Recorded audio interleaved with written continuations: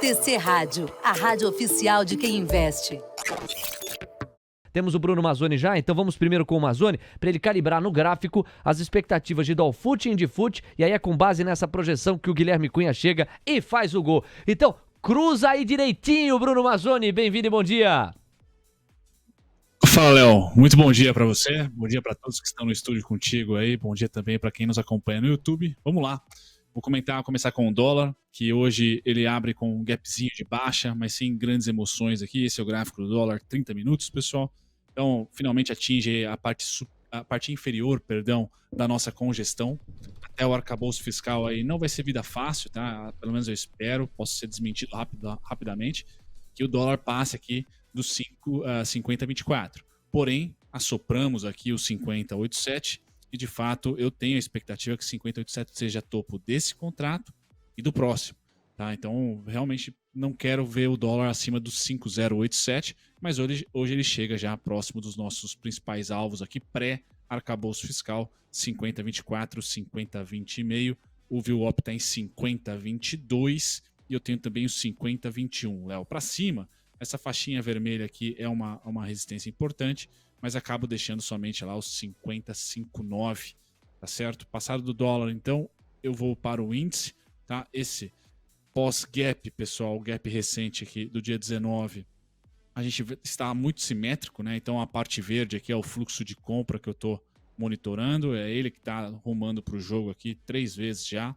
Então, caso a gente tenha mais um fluxo de compra a partir da mínima atual, vamos lá para 105,395 e o fluxo de queda que atingiu uma vez, agora estou projetando ele mais uma, chegaríamos lá a 103,415. Então o apocalipse aqui para o índice 103,415 e o ponto mais forte para esse contrato e para o mês seguinte 102,915. Tá? Na abertura de hoje, só deu compra no final do pregão. Aliás, pessoal, essas semanas atente-se bastante aí ao 3 horas em diante, pós 3 horas, tá? Pós 3 horas o índice ontem e antes de ontem também só teve compra. Então talvez tenha ali algum player se posicionando. Então pós 3 horas acabam-se as vendas aí e a gente tem uma leve compra. Então tem um timing importante. Vamos ver se hoje também se concretiza aí entre 2h30 e 3 horas o fim das quedas, tá? Mas os pontos do índice 104,40, 103,945, tá? E para cima 104,665, 104,685. Tanto índice e dólar consolidados, Léo. 9 horas 8 minutos, Bruno Mazzoni calibrando, portanto, os racionais de Indifut e Dolfut para o dia, no momento em que a gente flagra a moeda americana acentuando o viés de baixa, chegando à mínima intradiária, já perdeu R$ 5,03. Nós temos R$ 5,029. A curva de juros desidratando uma média de 5 pontos base e meio em toda a sua extensão, ela é claramente baixista.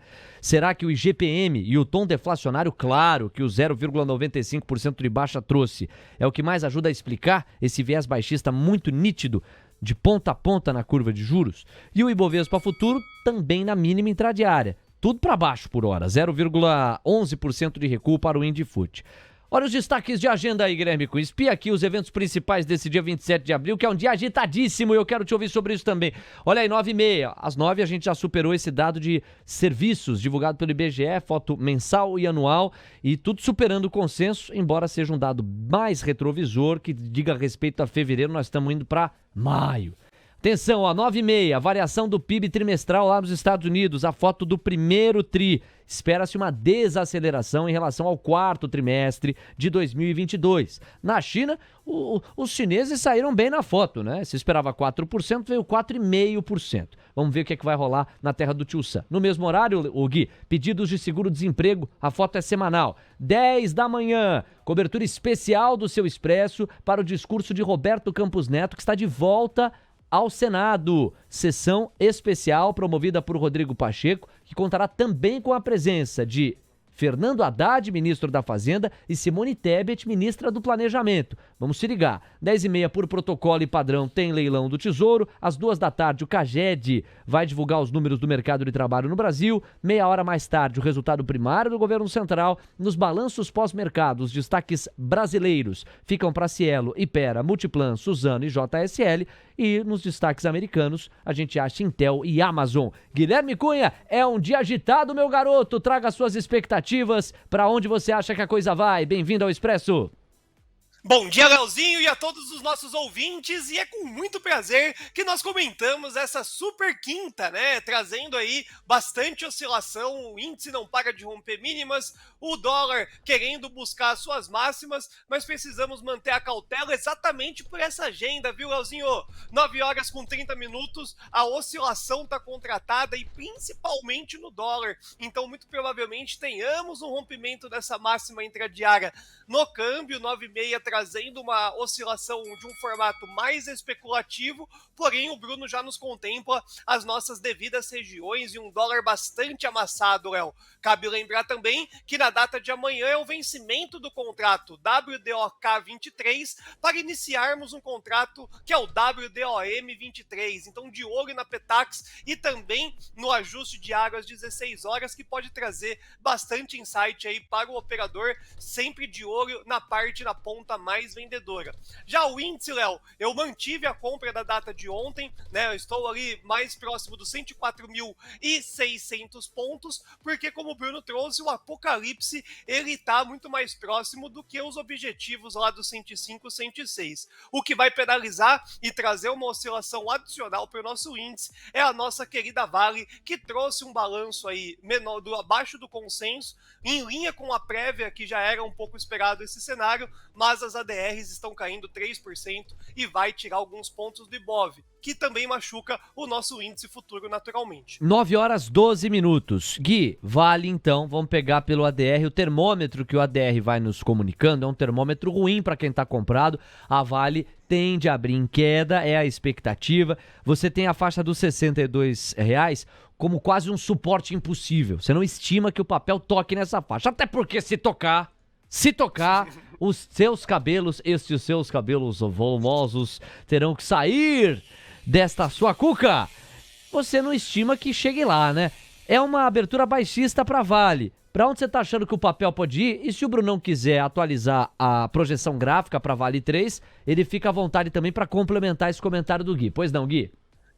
Bom, Léo, acho que naturalmente, né, pegando em linha aí das ADRs e as expectativas também que o minério hoje um pouco mais flat nos traz, os 67 e os 66 reais tendem a ser ali o rumo da companhia Vale 3, aonde eu realizo inclusive uma última operação mais compradora, tá? Então eu fiz 2 entradas já em Vale 3 e minha última está nessa expectativa entre 67 e 66, é o valor que Vale 3 tende a buscar, se não hoje, mais tardar na data de amanhã. Uma situação que eu acho que é interessante complementar, não só de Vale, mas também desse movimento do final do índice futuro, nós temos amanhã esse rebalanceamento dos fundos, né, de investimentos. Teve mais uma prévia na data de hoje, confirmando a saída de Qualicorp, etc., e os fundos já começam a se adequar. Então, muito provavelmente, tanto hoje quanto amanhã, uma oscilação adicional realmente no final do dia. Mas, em finalizando, Vale 3, 67 e 66 reais é o objetivo aí que tende a arrumar a companhia, Léo. Entre 67 e 66 reais. Vale ontem fechou, repito, na mínima intradiária, aos R$70,27. Em paralelo, o nosso Brunão, craque que vai pela ponta direita, ponta esquerda e pelo meio, estava trazendo aí as principais questões de suporte e resistência. Bom, perder os R$70 é meio iminente para Vale, a menos que haja uma grande virada ao longo do pregão. Pelo que o ADR vai sugerindo lá no pré-mercado americano, é uma abertura bastante baixista para Vale e uma desconfiança grande em relação à China e minério de ferro. Deixa eu aproveitar o gancho para colocar o Caio na roda e endereçar uma pergunta para você, Coleta. Ela é uma pergunta bastante interessante na nossa percepção, porque é o seguinte, nós tivemos o lucro industrial e ele veio muito baixista. Um dos nossos ouvintes está entendendo que isso pode ser bom. O Caio explica a hipótese do ouvinte e você comenta na sequência. Pois não, Caio? Ó, Corleta, foi direcionado mais para você essa pergunta aqui, é uma pergunta do Martinho. Ele pergunta o seguinte: bom dia, TC Rádio, vocês acreditam que o lucro industrial não seria um bom motivo para estímulo pelo governo chinês? O que poderia gerar um otimismo quanto à retomada que poderia ajudar as mineradoras? Aí ele explica um pouco mais, ó, pelo fato de ter vindo baixo, eu digo, porque a ideia seria a China não desacelerar, nenhum governo quer desaquecer a economia. É aquela história. É bom uma recessão para você ver incentivo fiscal, sabe? É uma notícia ruim que pode trazer uma notícia boa lá na frente para os ativos. Então, assim, em tese é ruim, tá? Não vejo simplesmente o lucro industrial ali como um fator de o governo cortar juros ou acelerar o pé no crédito lá na China. Mas é uma lógica razoável, pode acontecer, né? Ou seja, você tem um ambiente de desaceleração ou de compressão de margens e o governo lá, já que tem inflação controlada, pisar o pé no estímulo, né? E estímulo acaba pegando muito minério, isso é importante. Estímulo público normalmente vai para infraestrutura, vai para setor imobiliário, né? Acesso a crédito, e isso tende a ser altista para minério. Mas eu acho que é um pensamento, assim, um pouco mais para frente, tá? Acho que falar disso para a semana que vem, ou de que o mercado vai comprar minério imediatamente após um dado ruim de lucro industrial da China, é especular demais ali numa interpretação que o mercado poderia ou não vir a ter, tá? Às 9h17, vambora com o Bruno Mazzoni. Antes tem o gancho do Caio que nos leva para os Estados Unidos. Vamos fotografar o pré-mercado, saber qual que é o tempero. No nosso primeiro overview, nós vimos um tempero verde, uma cor verde, muito impulsionada pelos resultados de Meta ontem, já com o mercado fechado em Wall Street, mas emprestando aos papéis 11%, 12% de ganho em alguns momentos no pós-mercado, e isso está mantido no pré-mercado, o Caio há pouco atualizava.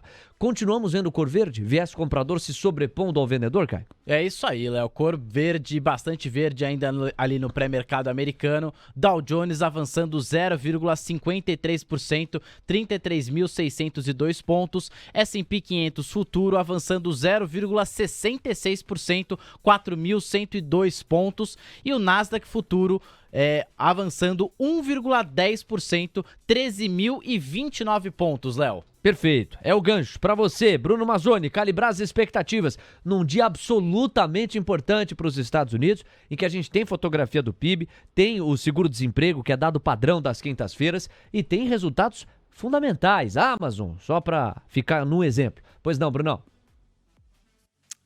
Vamos lá, Léo. Sim, semana bem importante.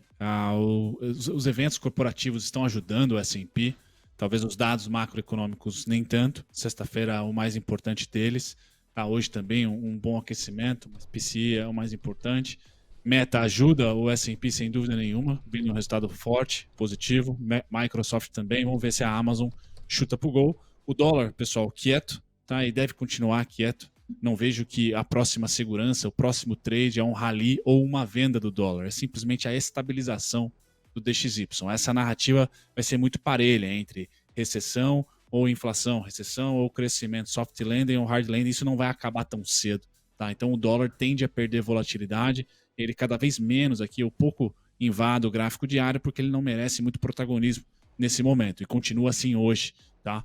A gente vai para a curva de juros americana também, são semanas, esse é um gráfico semanal, então a gente pode perceber que os de 10 anos, ele praticamente não está andando desde 1, 2, 3, 4, 5, 6 semanas. Tá? Então, estabilidade, não há nenhum evento que seja catalisador ali de uma tendência nesse momento. E quando a gente olha para o S&P, ele andou. Tá? Nesse momento, hoje, talvez aí por eventos corporativos e não por dados macroeconômicos, há uma resposta compradora. Tá? Eu vejo que a estabilização dessa queda atual deve acontecer aqui entre 3.998, tá? E os 4.049, quarter aqui, 25, tá? E o alvo continua sendo o mesmo, pessoal, 4.223, 4.237. Até ele chegar aqui eu não vou desistir. Acho que os eventos corporativos aí, como você comentou do Meta, por exemplo, e a Amazon e a Apple, que está por vir, né? Vão ajudar aí o S&P a engolir um pouquinho desses 4.100 e poucos, porque o Nasdaq e as empresas que têm caixa, pessoal, são as empresas que estão deslanchando na frente. São as empresas que não estão nem aí para um Fed Funds a 5,25, porque elas têm trilhões em caixa. 9 horas 20 minutos, direto para as commodities. Bora lá então, meu caro Brunão. Petróleo e minério de ferro, muita atenção. Os tambores estão rufando para a gente te ouvir a respeito das commodities. Estão comentadas, minério de ferro em especial. Vamos lá. Vamos lá, só começando com o ouro rapidamente, eu comentei ontem, volto hoje também. Pessoal, então com essa falta de interesse no dólar, quem se dá bem e está nas máximas históricas aí, o ouro continua sendo aquele trade anual, né? Não aquele trade trimestral. O petróleo, eu cheguei a comentar, acho que o Léo ainda estava aqui, tá certo que o 76 era logo ali, o 77 era a melhor oportunidade para sua Junior Oil. Pois bem, pessoal, o mau humor do minério não deve ser, pelo menos na minha visão, emprestado para o petróleo. O petróleo, essa quedinha aqui, além de ser técnica, é uma queda importante para mais uma alta, sazonalmente importante esse mês de maio e junho para o petróleo, e é comprador. Então eu estou olhando ele aqui aos 76,90, aos 75,80, tá, como oportunidade para sua Junior Oil aí parar de ceder, tá? Enquanto as mineradoras, essas sim, vão ter ali uma situação um pouco mais complexa aí para o mês de maio. Não vejo isso para o petróleo. Cai hoje sim, mas vejo que tem uma distância pequena até seu suporte aí no 75,80, 76,90. O minério de ferro, por sua vez, teve uma resposta técnica, pessoal, mas para mim não é muita coisa, tá? Os dois melhores trades no minério de ferro não estão nessa semana, tá? O trade de venda está em 113,40, tá? No máximo aqui 117,40, essa região vermelhinha aqui. E o melhor trade de compra está aqui embaixo, tá? Nos 94, nos 88,15, 97. Então eu espero que o minério caia primeiro antes de subir, tá? Já aproveitando aí o resultado da Vale, etc., aos 88,15 e 94 dólares. Essa semana especificamente não há nenhuma notícia que via minério mande sua Vale para cima, mande a sua Semin para cima, né? A tendência é que a gente olhe mais para o micro.